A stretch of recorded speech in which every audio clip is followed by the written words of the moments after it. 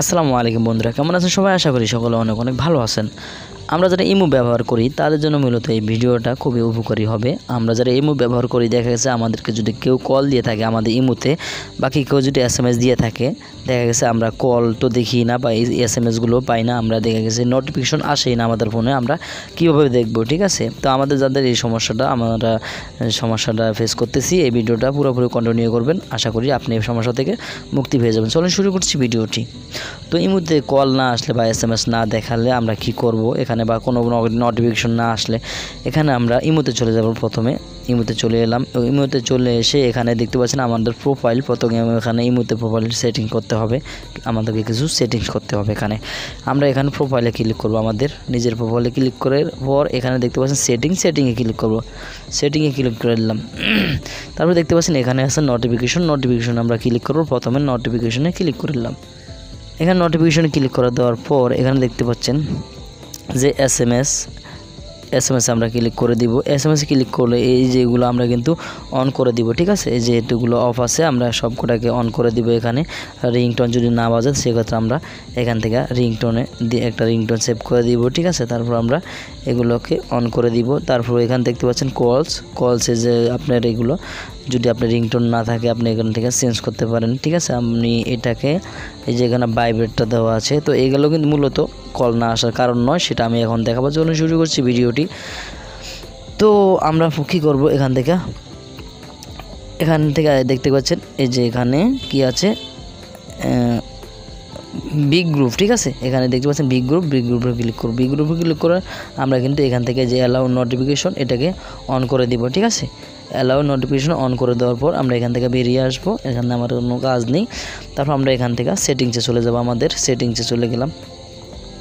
এই যে আমি সেটিংসে চলে গেলাম। সেটিংসে চলে যাওয়ার পর দেখতে পাচ্ছেন এখানে আপনার চলে এসেছে যে অ্যাপস অ্যান্ড নোটিফিকেশন। তো আপনার অ্যাপস ম্যানেজমেন্ট থাকতে পারে বা অ্যাপস থাকতে পারে। ঠিক আছে, তো আমি অ্যাপস অ্যান্ড নোটিফিকেশন এখানে ক্লিক করলাম।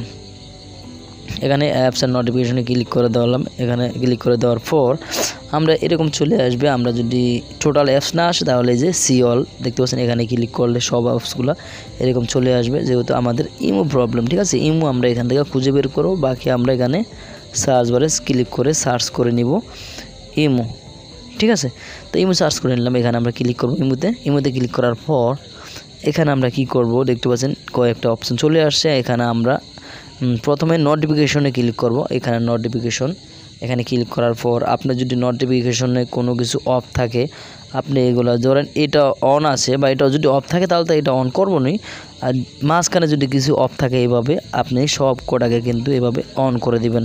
তারপর একবারে নিচে এসে দেখতে পাচ্ছেন অ্যাডভান্স, এখানে ক্লিক করে এখানে সব কটাকে অন করে দিবেন। ঠিক আছে, এই যে অ্যাডভান্স এটাকে কিন্তু অবশ্যই অন করে দিবেন। হ্যাঁ, তারপর আমরা কি করব, এখানে আমরা তো এই নোটিফিকেশনের সব কাজ আমাদের এখান থেকে শেষ। ঠিক আছে, আমরা সব কটাকে অ্যালাউ করে দেওয়ার পর একটু আমরা ব্যাগে চলে আসব। এই ব্যাগে চলে আসলাম। একটা ব্যাগে চলে আসার পর এখানে দেখতে পাচ্ছেন পারমিশন আমরা ক্লিক করে দিব। 2 নম্বর অপশনটা পারমিশন, এখানে ক্লিক করে দিব। এখানে যদি আমাদের কোনোটা অ্যালাউ দেওয়া না থাকে, ধরুন ফোন অ্যালাউ দেওয়া না, বাকি আমাদের এখানে কিছু এগুলো কয়েকটা অ্যালাউ দেওয়া না, নিচে দেখতে পাচ্ছেন ডিএনইট, এখানে যেগুলো অ্যালাউ দেওয়া না থাকবে সব কটাকে আমরা এখান থেকে অ্যালাউ করে দেব। ক্যালকুলেটর তেমন প্রয়োজন নেই, ক্যালেন্ডার। তো এই যে ফোনটাকে অবশ্যই আমরা এখানে 100% অ্যালাউ করে দেব। যেই কটা থাকে সব কটাকে কিন্তু আমরা এখান থেকে অ্যালাউ করে দেব। ঠিক আছে, নোটিফিকেশন পারমিশন দিয়ে দিব। তারপর এখান থেকে আমরা বেরিয়ে গিয়ে আমরা এখানে এবার দেখতে পাচ্ছেন স্টোরেজ অ্যান্ড কেস। হ্যাঁ, তো এটা মেইন একটা ইস্যু। ঠিক আছে, স্টোরেজ অ্যান্ড কেস এখানে ক্লিক করবেন। স্টোরেজ অ্যান্ড কেসে ক্লিক করে দেওয়ার পর এখানে কি করবেন, এই যে দেখতে পাচ্ছেন ক্লিয়ার কেস, এখানে ক্লিক করবেন। ক্লিয়ার কেস দেখতে পাচ্ছেন এখানে কত কিন্তু এমবি রয়েছে, অনেক এমবি। ক্লিয়ার কেস করলে কিন্তু অনেকগুলো, এই যে দেখতে পাচ্ছেন এখানে চলে গেছে অনেকগুলো। ঠিক আছে, কেসগুলো এখান থেকে চলে গেছে। তো এর মাধ্যমে আপনার হয়তো এখান থেকে জাঙ্ক করে রাখতে পারে, এই জন্য আপনার হয়তো কল আসে না বা মেসেজ আসে না। ঠিক আছে, এবার আমরা কি করব, এখান থেকে ব্যাগে যাব। এখান থেকে ব্যাগে যাওয়ার পর এখানে আমরা কি দেখলাম, এই 3টা অপশন আমরা দেখে নিলাম। ঠিক আছে, এগুলো সেটিংসগুলো করে নিলাম। তো তো এরপর দেখতে পাচ্ছেন আমরা একবার নিচে চলে যাব। এখানে দেখতে পাচ্ছেন ডিসপ্লে ওভার অদার সেফ, ঠিক আছে। এটা যদি অ্যালাউ দেওয়া না থাকে আপনার সাধারণত এটাকে আপনি অবশ্যই অ্যালাউ করে দিবেন, ঠিক আছে।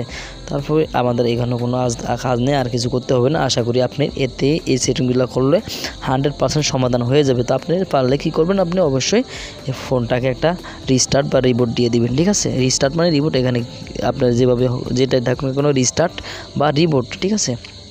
এক এক ফোনে এক এক রকম থাকতে পারে বা শটডাউন থাকতে পারে। তো আশা করি আপনি ভিডিওটি বুঝতে পেরেছেন। যদি ভিডিওটি ভালো লাগে থাকে চ্যানেলটি সাবস্ক্রাইব করে পাশে বেল বাটনটি অন করে দিবেন, আর একটি লাইক অবশ্যই দিবেন, অবশ্যই শেয়ার করে দিবেন। ধন্যবাদ সবাইকে, আসসালামু আলাইকুম।